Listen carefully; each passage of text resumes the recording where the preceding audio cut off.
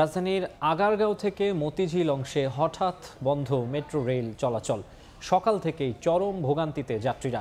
DMTCL জানিয়েছে, খামারবাড়ির 430 নম্বর পিলারে ভায়াডাক্টের bearing pad নষ্ট হওয়ায় এই অংশে ট্রেন চলাচল সাময়িক বন্ধ রয়েছে। ত্রুটি মেরামত শেষে শুরু হবে মেট্রো চলাচল। তবে উত্তর থেকে আগারগাঁও পর্যন্ত চলাচল স্বাভাবিক রয়েছে। অল্প সময়ে এবং যানজট এড়িয়ে গন্তব্যে পৌঁছাতে রাজধানীবাসীর কাছে জনপ্রিয় হয়ে উঠেছে মেট্রো রেল। তবে কোনো কারণে বন্ধ হলে ভোগান্তিতে পড়তে হয় হাজার হাজার যাত্রীকে। বুধবার সকালে আবারও কারিগরি ত্রুটির কবলে পড়ে মেট্রো রেল। এতে অফিসগামী ও প্রয়োজন মেটাতে ঘরের বাইরে বের হওয়া মানুষের দুর্ভোগ থাকে চরমে। আমি মিরপুর 1 নম্বর থেকে আসছি, কারণবাজারের উদ্দেশ্যে যাব, আমার কলেজ, তো আমি যাইতে পারি নাই। যাব মতিঝিল, তো এই মনে করে বাসে তো খুব লেট হয়, তো ভাবলাম যে মেট্রো রেলে করে তাড়াতাড়ি চলে যায় গরমের মধ্যে। তো মেট্রো রেলের ভিতরে এসেই তারপরে শুনতেছি যে এটা আগারগাঁও পর্যন্ত যাবে। আনঅফিশিয়ালি বন্ধ হওয়া, যদি কোনো আমরা পেপারে বা টিভিতে দেখতাম আমাদের জন্য আরো ভালো হতো। স্টেশনে আসলাম, আসার পরে জানতে পারলাম যে বিদ্যুতের প্রবলেম আছে। এরা ভালো মন্দ কোনো কিছু না বলে ঠিক আছে এই পর্যন্ত এসে নামায় দিল। এমন অবস্থায় যেন মরার উপর খাড়ার ঘা আগারগাঁও স্টেশনে অটোমেশন পদ্ধতিতে টিকিট কাটা বন্ধ হয়ে যাওয়া, ফলে লম্বা লাইনে দাঁড়িয়ে টিকিট কাটতে হচ্ছে যাত্রীদের। ক্ষোভও প্রকাশ করেন তারা। উত্তরা থেকে আগারগাঁও আসতে আমার সময় লাগে 12 থেকে 15 মিনিট। সেখানে টিকিট কাটতে এখানে আসা পর্যন্ত আমার প্রায় 2.5 ঘন্টা সময় লাগছে। 1 ঘন্টা 1.5 ঘন্টা ধরে লাইনে দাঁড়ায় টিকিট কাটতে হইতেছে। এখন এখান থেকে আমার সিএনজি অথবা উবারে করে যেতে হবে, কারণ আমি উত্তরা থেকে আসছি শাহবাগ যাব। দ্রুত সচিবালয়ে যাব, সেখানে কাজ সেরে আমি অন্য জায়গায় যাব। কিন্তু যে ট্রেনের ত্রুটির কারণে এই যে আমার যে অনেক লেট হচ্ছে, তাতে আমি অসুবিধার এবং ভোগান্তির ভিতরে পড়ছি। ইমার্জেন্সি রোগী, কিন্তু এখন আমাদের আগারগাঁও তালতলা নামতে হয়েছে হঠাৎ করে, আমরা তো আগে কোনো ইনফরমেশন পাই নাই। ডিএমটিসিএল কর্তৃপক্ষ জানান, খামারবাড়ি অংশে 430 নম্বর পিলারের ভায়াডাক্টের স্প্রিং বা বিয়ারিং প্যাড খুলে পড়ায় আগারগাঁও মতিঝিল রুটে ট্রেন চলাচল সাময়িক বন্ধ হয়ে যায়। ত্রুটি মেরামতের কাজ শেষ হলেই শুরু হবে মেট্রো চলাচল। ভায়াডাক্টের সমস্যা হয়েছে, ভায়াডাক্টের বিয়ারিং প্যাড নষ্ট হয়ে গেছে। নষ্ট হওয়ার কারণে লাইন বসে গেছে, ওইটারই কাজ করতেছে। এত অল্প সময়ের মধ্যে বিয়ারিং প্যাড নষ্ট হওয়া অস্বাভাবিক বলে মনে করছেন বিশেষজ্ঞরা। এর আগে ভিয়েতনামে এমন ঘটনা ঘটেছিল বলে শোনা যায়। কারণ অনুসন্ধান ও একই ঘটনার পুনরাবৃত্তি ঠেকাতে সার্বক্ষণিক নজরদারি নিশ্চিত করা হবে বলেও জানিয়েছেন মেট্রো রেল কর্তৃপক্ষ। আলতাফ হোসাইন, সময় সংবাদ, ঢাকা। এই মুহূর্তে রাজধানীর খামারবাড়িতে আছেন রিপোর্টার আলতাফ হোসাইন। আমরা সরাসরি চলে যাচ্ছি তার কাছে। আলতাফ, আমরা সকাল থেকে মূলত মেট্রো রেল বন্ধের ফলে যে ভোগান্তি সেটির খবর জানাচ্ছিলাম, কিন্তু এর আগে বলতে হবে যে মারাত্মক একটি বড় ধরনের দুর্ঘটনায় ঘটেছিল খামারবাড়ির 430 নম্বর পিলারের এখানে।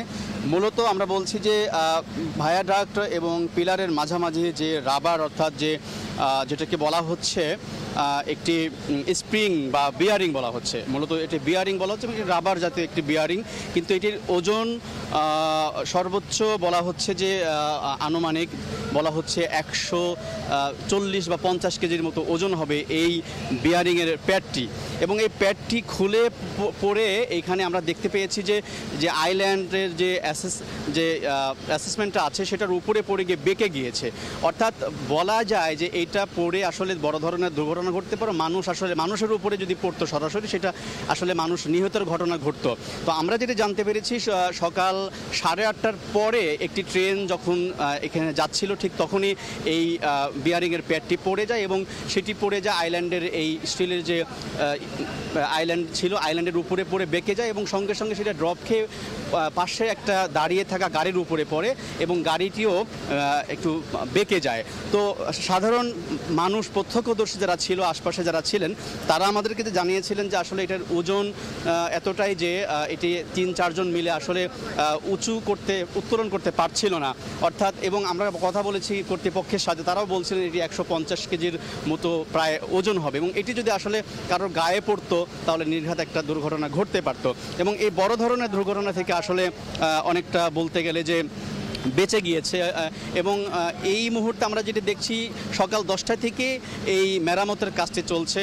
এখন কখন নাগাদ যে আসলে এটা কখন নাগাদ যে এটা ঠিক হবে এটি কিন্তু আসলে কর্তৃপক্ষ এখন পর্যন্ত বলতে পারছে না। তারা বলছেন যে আসলে এই কাজটি যে এতই সূক্ষ্ম, ফলে এটি সময় লাগছে, কখন নাগাদ শেষ হবে তা বলতে পারছে না। এবং বলে রাখা ভালো, মেট্রো রেলে এমন ধরনের ঘটনা আসলে পৃথিবীর ইতিহাসে বলা যেতে পারে দ্বিতীয়বার ঘটেছে, এবং কর্তৃপক্ষ যারা আছেন তারা কিন্তু সেটি বলছেন। এর আগে 1986 সালে এরকম একটি ঘটনা ভিয়েতনামে ঘটেছিল, সেখানে একটা দুর্ঘটনা ঘটেছিল, মানুষ মারা যাওয়ার ঘটনাও ঘটেছিল বলে জানা যায়। এবং এরপর আর কখনো এরকম দুর্ঘটনা ঘটেনি যেটা বাংলাদেশে আজ ঘটেছে সকাল 9:30 পরে। এবং সেটি বলা হচ্ছে যে এই ধরনের ঘটনা যেহেতু ঘটেনি কখনো, এবং এটা ঘটার কথাও না, অস্বাভাবিক বলেই বিশেষজ্ঞরা মনে করছেন বা কর্তৃপক্ষ বলছেন।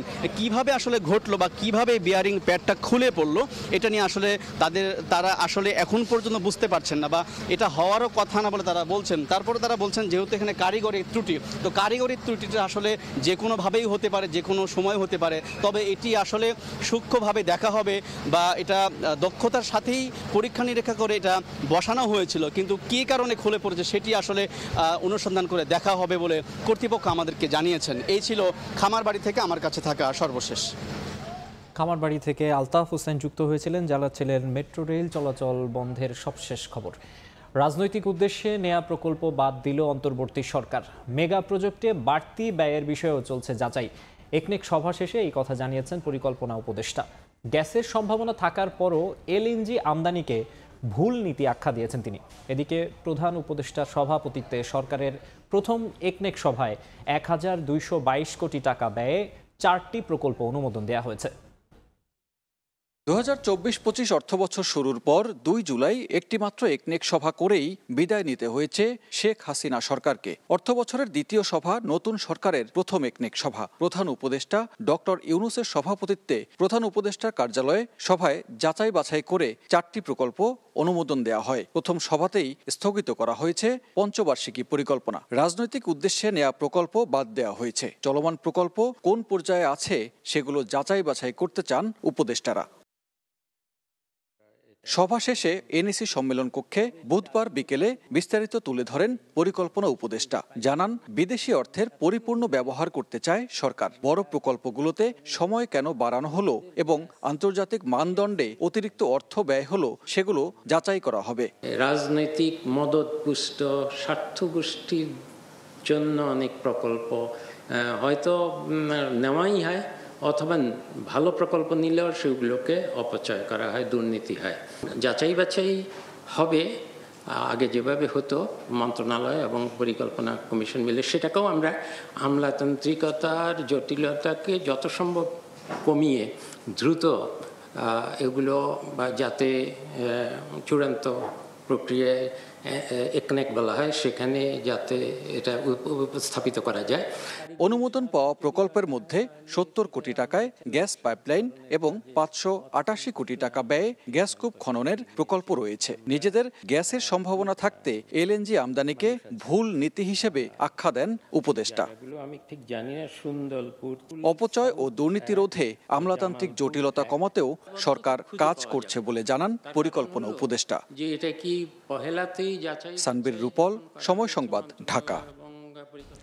পণ্য রফতানির আড়ালে প্রায় 1000 কোটি টাকা বিদেশে পাচারের অভিযোগে সালমান এফ রহমান সহ 28 ব্যক্তির বিরুদ্ধে 17টি মামলা করেছে পুলিশের অপরাধ তদন্ত বিভাগ সিআইডি।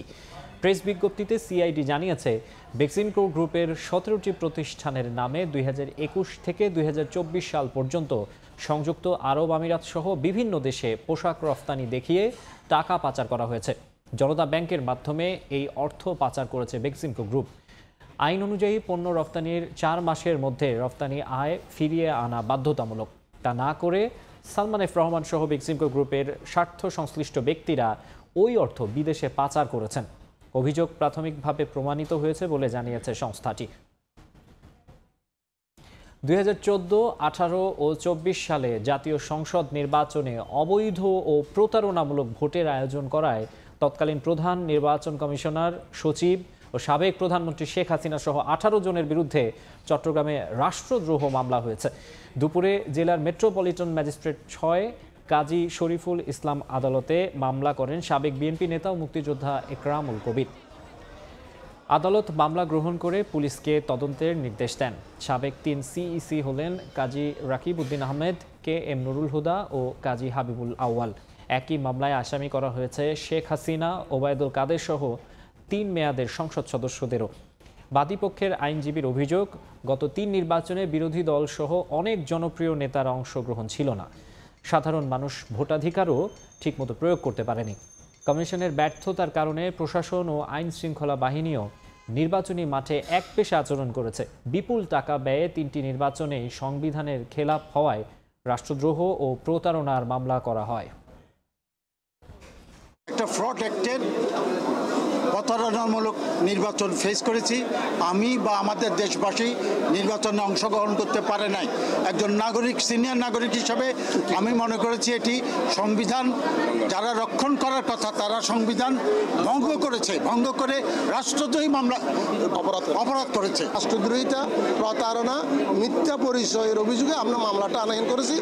আদালত আমাদের মামলাটা গ্রহণ করেছে এবং চট্টগ্রামের এই পুলিশ সিনিয়র পুলিশ কর্মকর্তা দিয়ে তদন্তের জন্য বিষয়টা প্রেরণ করেছেন। একাধিক হত্যা মামলায় সালমান এফ রহমান, আনিসুল হক, জুনায়েদ আহমেদ পলক এবং সাবেক আইজিপি চৌধুরী আবদুল্লাহ আল মামুনকে গ্রেফতার দেখিয়ে কারাগারে পাঠিয়েছে আদালত। সকালে আসামিদের ঢাকার সিএমএম আদালতে তোলা হয়। এ সময় রাষ্ট্রপক্ষ আর রিমান্ড না চাওয়ায় তাদের কারাগারে পাঠানোর আদেশ দেন বিচারক। বিচারপতি শামসুদ্দিন মানিক। ছাত্র জনতার আন্দোলন নিয়ে মন্তব্য করে নতুন করে আলোচনায় আসেন সাবেক বিচারপতি এইচ শামসুদ্দিন মানিক। সরকার পতনের পর 23 আগস্ট সিলেট সীমান্ত দিয়ে অবৈধভাবে ভারত পালানোর চেষ্টা করেন সাবেক এই বিচারপতি। পরে সীমান্ত এলাকা থেকে বিজিবি তাকে আটক করে। সিলেট আদালতে ভারতে অনুপ্রবেশের চেষ্টা মামলায় জামিন পেলেও ঢাকায় হত্যা মামলার আসামি হিসেবে মানিককে বুধবার সকালে ঢাকার সিএমএম আদালতে তোলা হয়। এদিন আসামি হিসেবে তোলা হয় সাবেক আইনমন্ত্রী আনিসুল হক, সাবেক প্রধানমন্ত্রীর উপদেষ্টা সালমান এফ রহমান, সাবেক তথ্য প্রযুক্তি প্রতিমন্ত্রী জুনায়েদ আহমেদ পলক এবং সাবেক আইজিপি চৌধুরী আবদুল্লাহ আল মামুনকে। উভয় পক্ষের শুনানি শেষে বাড্ডা, আদাবর ও লালবাগ থানার 6টি হত্যা মামলার আসামি হিসেবে সাবেক বিচারপতি মানিককে কারাগারে পাঠানোর আদেশ দেন আদালত। এছাড়া মামুনকে বাড্ডা থানার 2টি হত্যা মামলা, আনিসুল হক ও পলককে বাড্ডা থানার 3টি হত্যা মামলা এবং সালমান এফ রহমানকে বাড্ডা ও খিলগাঁও থানার 3টি হত্যা মামলায় নতুন করে গ্রেফতার দেখানো হয়। তবে পুলিশের পক্ষ থেকে আসামিদের রিমান্ড চাওয়া হয়নি। প্রত্যেকটা মামলায় ছিল হত্যা মামলা এবং এই হত্যা মামলায় তাদেরকে সন্ন্যাস দেখিয়ে আজকে জেল হাজতে প্রেরণ করা হয়। অন্যান্য মামলাগুলোতে তাদেরকে রিমান্ড চাওয়া হয়নি। যেহেতু তাদেরকে রিমান্ড চাওয়া হয়নি, এজন্য রিমান্ডের কোনো শুনানি হয়নি। আসামি পক্ষ কোনো জামিন চাইনি, আমরা রাষ্ট্রপক্ষ কোনো বিরোধিতা করতে পারিনি, যেহেতু কোনো রিমান্ডের দরখাস্ত ছিল না। আসামিরা আওয়ামী লীগ সরকারের গুরুত্বপূর্ণ পদে থাকায় রাজনৈতিক হয়রানির উদ্দেশ্যে একাধিক মামলার আসামি করার অভিযোগ আসামি পক্ষের আইনজীবীর। যে সমস্ত অভিযোগগুলি আসছে, অভিযোগগুলো সম্পূর্ণ মিথ্যা এবং ভিত্তিহীন, উদ্দেশ্য প্রণোদিত, খালি শুধু রাজনৈতিক কারণে। সচিবালয়ে ভাঙচুর ও নাশকতার মামলায় 7 আনসার সদস্যকে 3 দিনের রিমান্ড দিয়েছেন আদালত। গ্রেফতার বাকি 15 আনসার সদস্যকে কারাগারে পাঠানো হয়েছে। আসিফ মোহাম্মদ সিয়াম, সময় সংবাদ, ঢাকা। সাংবাদিকদের বিরুদ্ধে মামলা সরকার নয় ব্যক্তি পর্যায়ে ক্ষোভ থেকে হচ্ছে বলে জানিয়েছেন তথ্য ও সম্প্রচার উপদেষ্টা নাহিদ ইসলাম। সচিবালয়ে তিনি বলেছেন, নিরপরাধ কেউ সাজা পাবে না, তবে গণহত্যা ও ফ্যাসিবাদের সহযোগী প্রমাণ হলে সাংবাদিক, কবি বা সংস্কৃতিকর্মী পরিচয়েও রেহাই মিলবে না। মামলাগুলো তো সরকার করছে না, বেশিরভাগই জনগণের জায়গা থেকে করছে বা বিভিন্ন অনেকে ব্যক্তিগত শত্রুতা থেকেও করছে। আশ্বস্ত করছি বারবার যে এই মামলাগুলো খুব দ্রুত সময়ের মধ্যে পর্যালোচনা করা হবে, তদন্ত করা হবে এবং যদি অভিযোগ না থাকে তাকে এই মামলা থেকে রেহাই দেওয়া হবে। যদি কোনো সাংবাদিকের বিরুদ্ধে এই ধরনের অভিযোগ থাকে বা যাদের ক্ষতিগ্রস্ত হচ্ছে, তথ্য মন্ত্রণালয়ে আপনারা তাদের ইনফরমেশন বা ডিটেলসটা পাঠাবেন, আমরা এখান থেকে দেখব। কেবলমাত্র সাংবাদিক পরিচয়, সাংস্কৃতিক ব্যক্তিত্ব বা কবি পরিচয়ের কারণে কিন্তু কেউ রেহাই পেয়ে যাবে না। এই ফ্যাসিজমের সাথে যারা জড়িত ছিল, তাদের লেখনীর মাধ্যমে, তাদের মতামতের মাধ্যমে জনমত তৈরি করেছে, গণহত্যার পক্ষে কাজ করেছে, উস্কানি দিয়েছে, তাদেরকে কিন্তু অবশ্যই বিচারের আওতায় আনা হবে। অপকর্মে জড়িত থাকায় অনেকেই কর্মস্থলে যোগ দিচ্ছেন না উল্লেখ করে স্বরাষ্ট্র উপদেষ্টা জানিয়েছেন, কর্মস্থলে যোগ না দেয়া পুলিশ সদস্যদের আর সুযোগ দেবে না সরকার। এদিকে স্বরাষ্ট্র সচিব বলেন, জনগণের কল্যাণেই সেনাবাহিনীকে ম্যাজিস্ট্রেসি ক্ষমতা দেওয়া হয়েছে।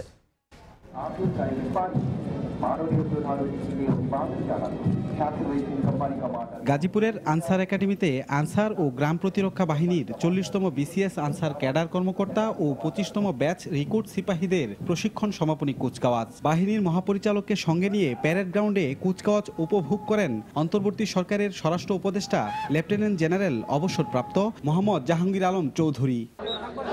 পরে প্রশিক্ষণার্থী কর্মকর্তা রিক্রুট সিপাহীদের উদ্দেশ্যে দিক নির্দেশনামূলক বক্তব্য দেন স্বরাষ্ট্র উপদেষ্টা। জুলাই বিপ্লবের পর দেশে আইনশৃঙ্খলা পরিস্থিতির মারাত্মক অবনতির সময় আনসার বাহিনীর ভূমিকার কথা তুলে ধরেন। পরে সাংবাদিকদের প্রশ্নের জবাবে তিনি বলেন, অপকর্মের সঙ্গে জড়িত থাকায় যেসব পুলিশ সদস্য এখনও কর্মস্থলে যোগ দেননি তাদের আর সুযোগ দেওয়া হবে না। যারা কর্মযোগ এখনো জয়েন করে নাই তাদের আর জয়েন করতে দেওয়া হবে না এবং তাদের ক্ষেত্রে ডিসিপ্লিনারি অ্যাকশন নেওয়া হবে। এদিকে সচিবালয়ে স্বরাষ্ট্র সচিব বলেন, জনগণের কল্যাণে সেনাবাহিনীকে ম্যাজিস্ট্রেসি ক্ষমতা দেওয়া হয়েছে। মাঠের বিস্তৃত পর্যায়ে আমাদের সেনাবাহিনীর বিভিন্ন লেভেল কাজ করছে। রাষ্ট্র যখন মনে করে জনগণের স্বার্থে রাষ্ট্রীয় প্রয়োজনে দরকার, তখন এই ধরনের আদেশ দিতে হয়। 6 জন বিসিএস কর্মকর্তা ও 908 জন রিক্রুট সিপাহী সমাপনী কুচকাওয়াজের মাধ্যমে তাদের মৌলিক প্রশিক্ষণ সমাপ্ত করেন। রাজিবুল হাসান, সময় সংবাদ, গাজীপুর। রাষ্ট্রের সব সংস্কার কেন অন্তর্বর্তী সরকারকেই করতে হবে, এমন প্রশ্ন বিএনপি নেতা নজরুল ইসলাম খানের। এদিকে বিএনপি মহাসচিব মির্জা ফখরুল ইসলাম আলমগীর বলছেন, নির্বাচন ব্যবস্থা সহ রাষ্ট্র সংস্কারে সরকারকে সময় দিতে হবে। দুপুরে রাজধানী ও ঠাকুরগাঁওয়ে আলাদা অনুষ্ঠানে এসব কথা বলেন দুই নেতা।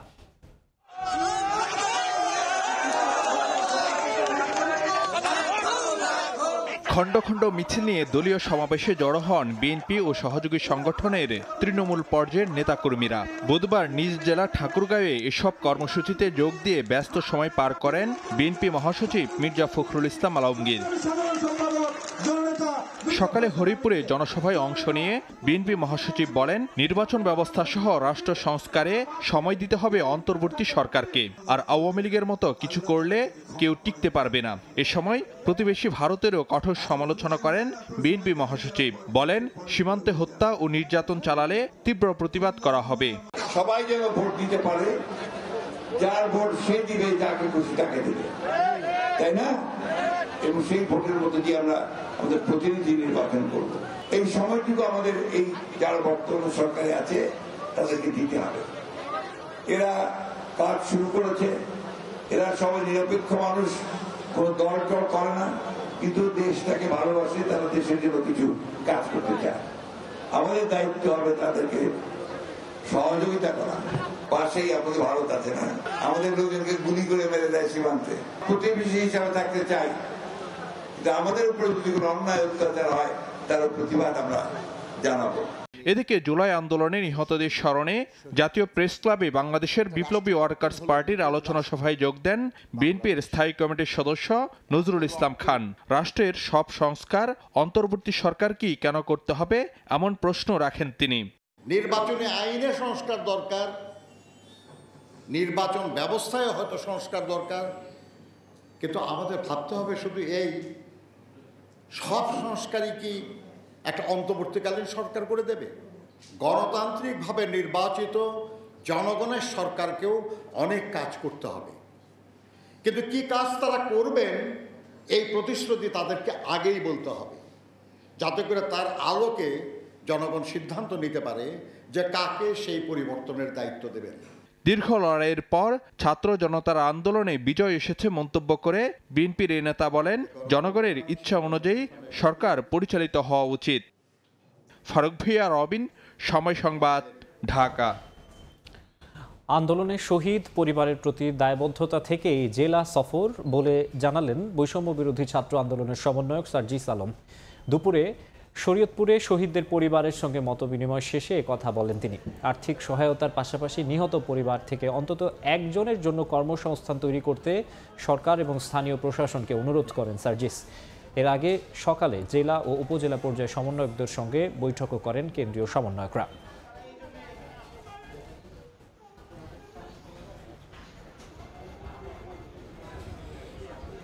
যারা আমাদের কথায় এভাবে নিজের জীবন অকাতরে বিলিয়ে দিয়েছে, রাস্তায় নেমে এসেছে, তাদের ঘরে ঘরে গিয়ে তাদের কথাগুলো শোনা। সরকারের পক্ষ থেকে 100 কোটি টাকার একটি ফাউন্ডেশন করা হয়েছে, যেখানে এই ফান্ডটি দেওয়া হয়েছে, এখানে আরও অন্যান্য ফান্ডেশন যুক্ত হতে পারে। আমরা জেলা প্রশাসনকে অনুরোধ করব, প্রত্যেকটি জেলায় এই শহীদের সংখ্যা তো এত বেশি নয়, যারা রয়েছে তাদের যেন সবসময় খোঁজ খবর নেওয়া হয়, তাদের পাশে দাঁড়ানো হয় এবং ওই পরিবারের অন্য কোনো সদস্যকে যে কোনো জায়গায় যদি একটি চাকরির ব্যবস্থা করে দেওয়া যায়, তাহলে স্থায়ী এই যে তাকে নিয়ে চিন্তাটি বা তার যে জীবনের চলার যে চিন্তাটি, এই চিন্তাটি তখন কিন্তু কমে আসে। প্রধানমন্ত্রীর পদে বসে স্বৈরাচারী হওয়ার পথ বন্ধ করতে সংবিধানের অন্তত 12টি অনুচ্ছেদ সংশোধন নিয়ে আলোচনা চলছে। যদিও সংশোধন কোন প্রক্রিয়ায় হবে এ নিয়ে ভিন্ন ভিন্ন মত রয়েছে আইনজীবীদের। কেউ বলছেন নির্বাচিত সংসদ ছাড়া এটি সম্ভব নয়, আবার কারো মতে গণভোটের মাধ্যমেও সংবিধান সংশোধন করতে পারে অন্তর্বর্তী সরকার। আফজাল হোসেনের report. The Constitution 17th Amendment Bill 2018 সর্বসম্মতিক্রমে পাশ হলো। 1972 সালের পর এখন পর্যন্ত 17 বার কাটাছেঁড়া করা হয় সংবিধান, কখনো সময়ের প্রয়োজনে, কখনো বা রাজনৈতিক উদ্দেশ্যে ক্ষমতাকে পাকাপোক্ত করতে। ইতিমধ্যে আমরা 14টা বিল পাস। অনেকের মতে বর্তমান সংবিধানে প্রধানমন্ত্রীর পদে বসে যে কারো স্বৈরাচারী হয়ে ওঠার সুযোগ রয়েছে। সেই কারণে ছাত্র জনতার গণঅভ্যুত্থানের পর সংবিধান সংশোধন অথবা পুনর্লিখনের দাবি ওঠে। এই আলোকে গঠিত হয় সংবিধান সংস্কার কমিশনও। আলোচনা চলছে অন্তত 12টি অনুচ্ছেদে সংশোধনী আনার। এছাড়া তত্ত্বাবধায়ক সরকার ব্যবস্থা সংবিধানে ফিরিয়ে আনা নিয়েও চলছে আলোচনা। সিনিয়র আইনজীবীরা বলছেন, মৌলিক কিছু সংশোধনীর দরকার থাকলেও গণতান্ত্রিক প্রক্রিয়া এবং জবাবদিহিতা নিশ্চিত করতে পারলে বর্তমান সংবিধান দিয়েই বৈষম্যহীন সমাজ গঠন সম্ভব। রাজনৈতিক মানসিকতা এবং পঞ্চদশ সংশোধনীতে যে তত্ত্বাবধায়ক সরকার পদ্ধতি বিলুপ্ত করার ফলে একদলীয় সরকারকে চিরস্থায়ী করার যে প্রবণতা, মিথ্যা ইলেকশন সাজিয়ে, নির্বাচন সাজিয়ে মানুষকে প্রতারণার মাধ্যমে ক্ষমতায় জোর করে বসে থাকা, এইগুলি হচ্ছে কারণ ছিল এক ব্যক্তির সর্বময় ক্ষমতার অধিকার বিস্তার লাভের জন্যে। আর এই কনস্টিটিউশন সেই ক্ষেত্রে খুব বেশি তাকে সহায়তা করেছে, তাকে দানব বানিয়েছে, এটা আমি মনে করি না। গণতান্ত্রিক ব্যবস্থাকে যদি সর্বোচ্চভাবে সংবিধানে বলবৎ করা যায় এবং সেই অনুযায়ী যদি কার্যকরণ করা যায়, তখন কোনোভাবেই একনায়কতন্ত্র সরকারের জন্ম হতে পারে না। গণতান্ত্রিক সরকার গঠনের প্রধান অন্তরায় হচ্ছে অনুচ্ছেদ 70। কি প্রক্রিয়ায় সংবিধান সংশোধন করা হবে এ নিয়ে ভিন্ন ভিন্ন মত রয়েছে আইনজীবীদের। কেউ বলছেন সংসদ ছাড়া সম্ভব নয়, আবার কারো মতে গণভোটের মাধ্যমে হতে পারে সংশোধন। যেটা হতে পারে যে সর্বসম্মতিতে একটা খসড়া তৈরি হতে পারে, যেটা পরবর্তী পার্লামেন্টে প্লেস করবে। আজকে যদি সংস্কার করা হয়, তবে বাংলাদেশের মানুষ এতে সর্বসম্মতিতে সিদ্ধান্ত দিচ্ছে, এটা প্রমাণ হবে কেমন করে, unless there is a parliament. জনগণের যদি সমর্থন থাকে, সেটাকে জনগণ, এই সরকার একটা করতে পারেন, আপনার একটা ম্যান্ডেট নিতে পারেন, হা না ভোটের একটা ব্যবস্থা করতে পারেন, যে এইটা করলাম, এইটার প্রতি তোমাদের কি সমর্থন আছে। জনগণের সমর্থন নিলে সেটাও আবার কিন্তু একটা সাংবিধানিক স্বীকৃতি থাকে। এই স্বীকৃতির মাধ্যমে পরবর্তী সংসদ এটাকে যিনি নির্বাচিত হয়ে আসবেন, সংসদ সেটাকে আপনার পাশ করে নেবে, এতে কোনো বাধা থাকবে না। রাষ্ট্র পরিচালনায় জড়িতদের ক্ষমতা চর্চার আচরণ পরিবর্তন না হলে জোড়াতালে দিয়ে সংবিধান সংশোধন করে কোনো সুফল মিলবে না বলেও মনে করেন সিনিয়র আইনজীবীরা। আসলে কনস্টিটিউশন এই ক্ষমতা তাকে দেয়নি। আফজাল হোসেন, সময় সংবাদ, ঢাকা। প্ল্যান্টেশন সেক্টরে কর্মী নেওয়ার জন্য আবার কলিং ভিসা চালু করেছে মালয়েশিয়া সরকার। এর মাধ্যমে বাংলাদেশ থেকেও কর্মী নেওয়া হবে বলে জানিয়েছে হাইকমিশন। কুয়ালালামপুরে বাংলাদেশ হাইকমিশনের ভেরিফাইড ফেসবুক পেজে গতকাল এই বিষয়ে বিজ্ঞপ্তি প্রকাশ করা হয়েছে। বিজ্ঞপ্তিতে বলা হয়, মালয়েশিয়া সরকার নতুন করে প্ল্যান্টেশন সেক্টরে বিদেশি কর্মী নিয়োগের সিদ্ধান্ত নিয়েছে। দেশটির সংশ্লিষ্ট মন্ত্রণালয়ে এরই মধ্যে কর্মী নিয়োগের কোটা অনুমোদন করা শুরু করেছে। বাংলাদেশ হাইকমিশনে প্ল্যান্টেশন সেক্টরের চাহিদাপত্র ম্যানুয়াল পদ্ধতিতে সত্যায়ন করা হচ্ছে। সাভারের আশুলিয়া শিল্পাঞ্চলে অধিকাংশ পোশাক কারখানায় চলছে উৎপাদন, তবে এখনও বন্ধ রয়েছে 25টি কারখানা। শিল্প পুলিশ জানায়, সকাল থেকে ডিই ইপিজেড সহ আশুলিয়া শিল্পাঞ্চলের অধিকাংশ কারখানার শ্রমিকরা কাজে যোগ দেন। তবে এখনও শ্রম আইনের 13-এর 1 ধারায় 20টি এবং 5টি কারখানায় সাধারণ ছুটি রয়েছে। এর বাইরে শিল্পাঞ্চলের সার্বিক পরিস্থিতি স্বাভাবিক রয়েছে। শিল্পাঞ্চলের নিরাপত্তা নিশ্চিতে ও যে কোনো অপ্রীতিকর ঘটনা এড়াতে কারখানাগুলোর সামনে আইনশৃঙ্খলা বাহিনীর সদস্য মোতায়েন রয়েছে। হত্যা চেষ্টায় প্রতিদ্বন্দ্বী প্রার্থী কমলা হ্যারিসের বিরুদ্ধে উস্কানির অভিযোগ আনার একদিন পরই সুর বদলালেন ট্রাম্প। খোঁজ খবর নেয়ায় কমলার প্রতি কৃতজ্ঞতা জানিয়েছেন রিপাবলিকান প্রার্থী। এরই মধ্যে ট্রাম্পের সমর্থনে মিশিগানের রাস্তায় র্যালি করেছেন তার সমর্থকরা। এদিকে পেনসিলভেনিয়ায় নির্বাচনী প্রচারণায় অংশ নিয়ে আবারও ট্রাম্পকে হত্যা চেষ্টার নিন্দা জানিয়েছেন কমলা হ্যারিস। আর গলফ ক্লাবের ঘটনায় অভিযুক্ত ব্যক্তির সঙ্গে ইউক্রেনের কোনো সম্পর্ক নেই বলে দাবি করেছে কিয়েভ। আবারও ফিরে আসবেন ট্রাম্প। আসন্ন মার্কিন প্রেসিডেন্ট নির্বাচনে রিপাবলিকান প্রার্থীর সমর্থনে এমন প্রত্যয়ে জানান সমর্থকরা। ট্রাম্পকে হত্যা চেষ্টার ঘটনার পর যেন সবাই জানান দিচ্ছেন সাবেক মার্কিন প্রেসিডেন্টের পাশেই আছেন তারা। স্থানীয় সময় মঙ্গলবার মিশিগানের ফ্লিন্টের রাস্তায় ট্রাম্পের সমর্থনে র্যালি বের করা হয়। পোস্টার, টি শার্ট, টুপি সব জায়গাতেই ট্রাম্পের নাম। মূলত রিপাবলিকান প্রার্থীকে উৎসাহ দিতেই এই র্যালির আয়োজন করা হয়েছে। ট্রাম্প নিজের জীবন বাজি রেখে মার্কিনদের জন্য লড়াই করছেন বলে মনে করেন তার সমর্থকরা। Well, I have to be here for Trump. They just tried to assassinate him again, and I was there in Butler, and I'm having like a lot of PTSD since Butler. This man's out here taking bullets for us, so I have to be strong too. যুক্তরাষ্ট্রের ফ্লোরিডায় golf মাঠে হত্যা চেষ্টা থেকে বেঁচে ফেরার দুদিন পর আবারও নির্বাচনী প্রচারণায় সাবেক মার্কিন প্রেসিডেন্ট ডোনাল্ড ট্রাম্প। মঙ্গলবার মিশিগানে প্রচারণা শুরু করেন তিনি। এ সময় হত্যা চেষ্টার ঘটনায় ফোনে সমবেদনা জানানোয় প্রতিদ্বন্দ্বী প্রার্থী কমলা হ্যারিসের প্রতি কৃতজ্ঞতা জানান ট্রাম্প। তবে এর আগে ফক্স নিউজকে দেয়া এক সাক্ষাৎকারে হত্যা চেষ্টার জন্য বাইডেন ও কমলার উস্কানিমূলক বক্তব্যকে দায়ী করেন তিনি। ডেমোক্র্যাটরা যুক্তরাষ্ট্রকে ধ্বংস করে দিচ্ছে বলেও অভিযোগ করেন ট্রাম্প। ক্ষমতায় এলেই চীন ও মেক্সিকোর বিরুদ্ধে শুল্ক আরোপ করা হবে বলে সাফ জানান ট্রাম্প। এছাড়া আগামী সপ্তাহে ভারতের প্রধানমন্ত্রী নরেন্দ্র মোদীর সঙ্গে সাক্ষাৎ করার কথাও জানান তিনি। একই দিন আলাদা নির্বাচনী প্রচারণায় ট্রাম্পকে হত্যা চেষ্টার ঘটনায় ডেমোক্র্যাটদের কড়া সমালোচনা করেন রিপাবলিকান শিবিরের ভাইস প্রেসিডেন্ট পদপ্রার্থী জেডি ভ্যান্স। গলফ ক্লাবে ট্রাম্পকে হত্যা চেষ্টার ঘটনায় আবারও নিন্দা জানিয়েছেন ডেমোক্র্যাট প্রার্থী ও বর্তমান ভাইস প্রেসিডেন্ট কমলা হ্যারিস। পেনসিলভেনিয়ায় নির্বাচনী প্রচারণায় অংশ নিয়ে নিজের অবস্থান আবারও পরিষ্কার করেন তিনি। এদিন কৃষ্ণাঙ্গ সাংবাদিকদের সংগঠন ন্যাশনাল অ্যাসোসিয়েশন অফ ব্ল্যাক জার্নালিস্টের মুখোমুখি হন কমলা। হ্যারিসের কৃষ্ণাঙ্গ পরিচয় নিয়ে ট্রাম্প কটাক্ষ করলেও ডেমোক্র্যাট প্রার্থীর সাফ জবাব, নির্দিষ্ট কোনো গোষ্ঠী বা সম্প্রদায় নয়, বরং সব ভোটারকেই তিনি সমানভাবে দেখেন। সাক্ষাৎকারে গাজায় যুদ্ধবিরতিরও আহ্বান জানান কমলা। এরই মধ্যে ডোনাল্ড ট্রাম্পের হত্যা চেষ্টায় অভিযুক্ত ব্যক্তির সঙ্গে ইউক্রেনের কোনো সম্পর্ক নেই বলে দাবি করেছে কিয়েভ। অভিযুক্ত রায়ান রুথের সঙ্গে কিয়েভের সম্পর্ক টেনে আনা অযৌক্তিক বলেও দাবি তাদের। মালিহা সুরাওয়ার্দী, সময় সংবাদ। বাংলাদেশি সহ বিদেশি কর্মী নিয়োগে নতুন করে সুখবর দিয়েছে মালয়েশিয়া। বন্ধ থাকা কলিং ভিসা আবারও চালু করেছে দেশটি।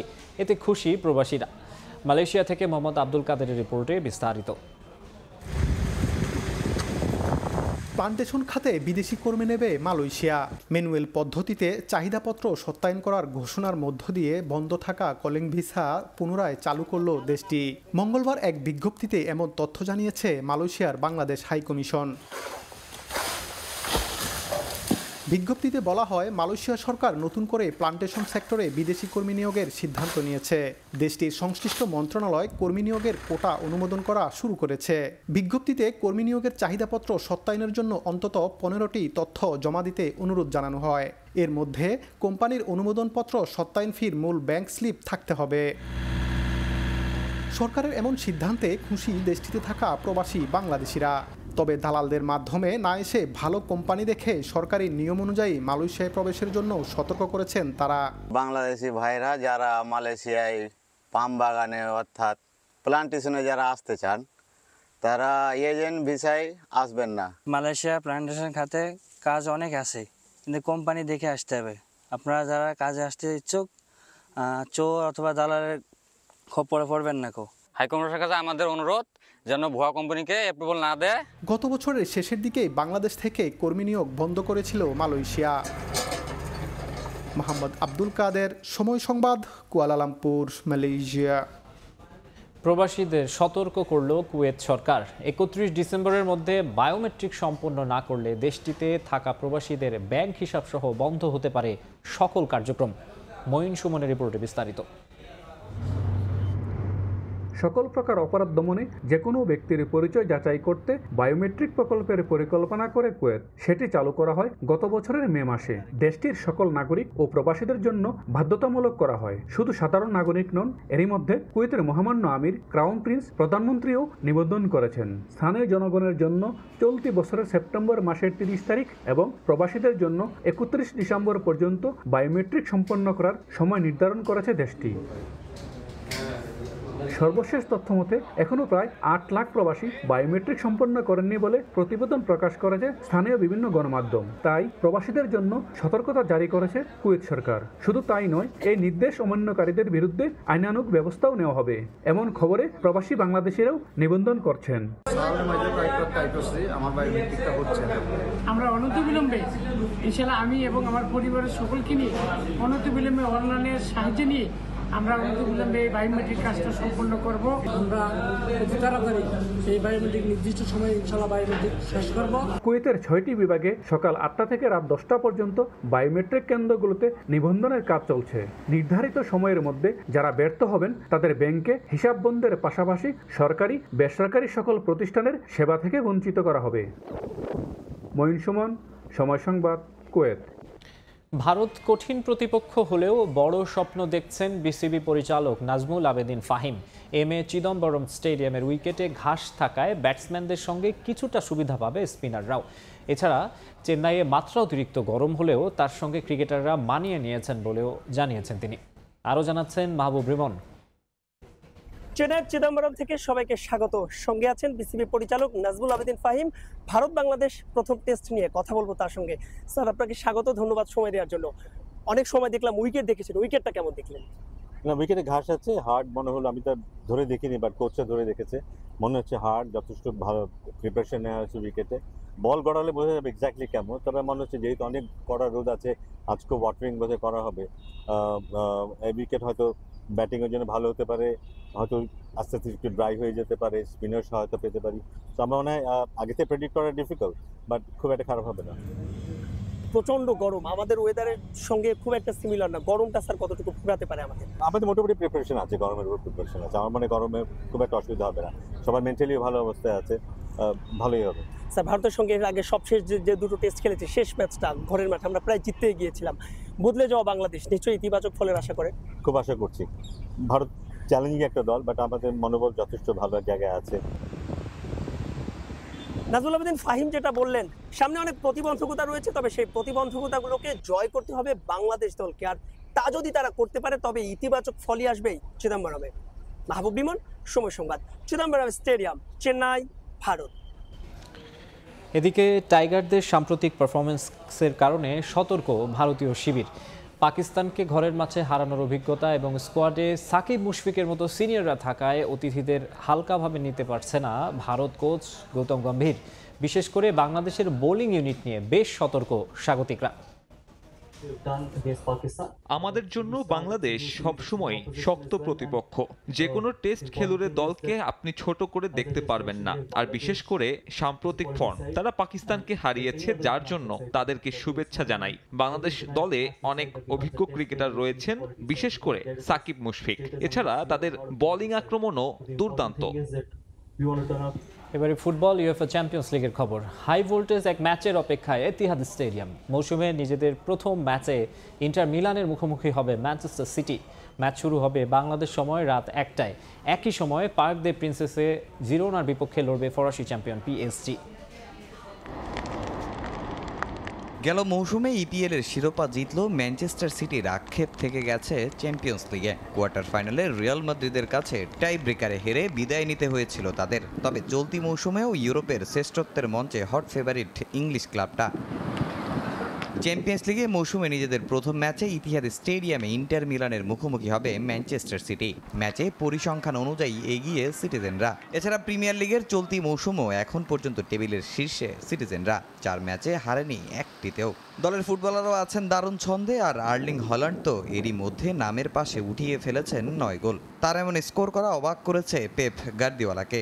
I scored 11 goals. This guy in 4 goals scored 9. হ্যাঁ, তার এমন গোল করা আমাকে অবাক করেছে। আমি 11 বছর পেশাদার ফুটবল খেলেছি, গোল করেছি 11টি, আর এই ছেলে 4 ম্যাচে 9 গোল করেছে। সে আর 1 ম্যাচ খেললেই আমার সমান হয়ে যেতে পারে। হল্যান্ডকে সহ আমাদের রুখতে প্রতিপক্ষ সমাধান খুঁজে বের করবে, আর তাদের হারাতে আমাদেরও নতুন কৌশল অবলম্বন করতে হবে। ম্যানচেস্টার সিটি ঘরের মাঠে ফেভারিট থাকলেও একেবারে হালকাভাবে নেয়ার সুযোগ নেই ইন্টার মিলানকেও। দু দলের এখন পর্যন্ত 3 বারের দেখায় সিটির 2 জয়ের বিপরীতে 1 জয় আছে নিরাজজুরিদের দখলে। এছাড়া চলতি মৌসুমে সিরিয়া টেবিলের 3-এ থাকলেও 4 ম্যাচে এখনও কোনো হারের স্বাদ পায়নি সিমন ইনজাগির দল। মার্কোস থুরাম, লাউতারো মার্তিনেজরাও আছেন ভালো ছন্দে, তাই বলাই যায় ইতিহাদের এ ম্যাচে উত্তাপ ছড়াবে বেশ। এদিকে চ্যাম্পিয়ন্স লিগের রাতের আরেক ম্যাচে পিএসজি মুখোমুখি হবে জিরোনার। এর আগে স্প্যানিশ ক্লাবটিকে প্রতিপক্ষ হিসেবে না পেলেও ঘরের মাঠে ম্যাচে সব দিক থেকে এগিয়ে প্যারিস সেন্ট জার্মেই। লিগ ওয়ানে এখনও কোনো ম্যাচ হারেনি পিএসজি, 12 পয়েন্ট নিয়ে আছে টেবিলের সবার উপরে। অন্যদিকে আগের মৌসুমে ভালো ছন্দ থাকলেও চলতি মৌসুমে 2 হারে লা লিগায় টেবিলের 9ম স্থানে জিরোনা। তাই ম্যাচ নিয়ে খুব একটা চাপ নিচ্ছেন না পিএসজি বস লুইস এনরিকে। তামিম হোসেন, সময় সংবাদ। সময় সংবাদের শীর্ষ সংবাদগুলো জানিয়ে দিচ্ছে আরেকবার। খুলে পড়ল মেট্রো রেলের ভায়াডাক্টের বিয়ারিং প্যাড। আগারগাঁও থেকে মতিঝিল অংশে চলাচল বন্ধ, যাত্রীদের চরম ভোগান্তি। মেরামতে কাজ করছে কারিগরি টিম। রাজনৈতিক উদ্দেশ্যে নেওয়া সব প্রকল্প বাদ দেবে অন্তর্বর্তী সরকার। মেগা প্রজেক্টে বাড়তি ব্যয়ের বিষয়েও চলছে যাচাই। একনেক সভায় এলএনজি আমদানিকে ভুল নীতি আখ্যা। এবং 1000 কোটি টাকা পাচারের অভিযোগে সালমান এফ রহমানের বিরুদ্ধে সিআইডির 17 মামলা। অবৈধ নির্বাচনের অভিযোগে রাষ্ট্রদ্রোহ মামলা। আসামি শেখ হাসিনা সহ সাবেক 3 সিইসি।